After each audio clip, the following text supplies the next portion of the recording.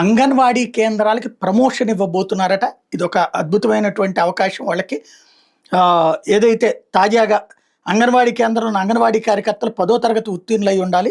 Main anganwadi అని, అట్లాగే main హోదా ఇస్తారట. మినీ అంగన్వాడీలకి మెయిన్ అంగన్వాడీ అని.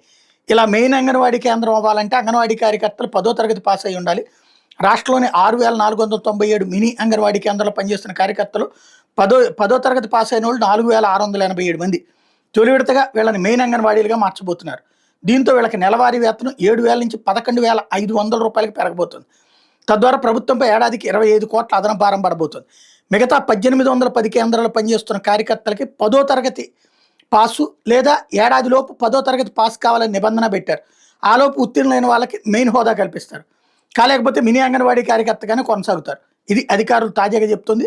4,687 అంగన్వాడీలు ఉన్నతీకరణ ఉత్తర్వులు వెలువడగానే అక్కడ వాళ్ళకి అసిస్టెంట్ని ఇస్తారు, సహాయకులను ఇస్తారు. ఇది ప్రభుత్వం తాజాగా ఇస్తున్నటువంటి ఆదేశం. ఆ తర్వాత కలెక్టర్లు ఎక్కడికక్కడ నోటిఫికేషన్లు ఇచ్చి సహాయకుల పోస్టులు భర్తీ చేయబోతున్నారు. సహాయకులకు నెలకు 7,000 వేతనం అందబోతుంది. వీరికి వేతనాల కింద ఏడాదికి ప్రభుత్వం 30 కోట్లు చెల్లించాల్సి ఉంటుంది. మినీ అంగన్వాడీ కేంద్రంలో సుమారు 300 చోట్ల 5గురి కంటే తక్కువ మంది లబ్ధిదారులు ఉన్నారని అధికారులు ప్రాథమికంగా గుర్తించారు. వీటి మీద ఎలా ముందుకెళ్లాలనే దాని మీద కసరత్తు చేస్తున్నారంటే అవి మేబీ తొలగిస్తారేమో.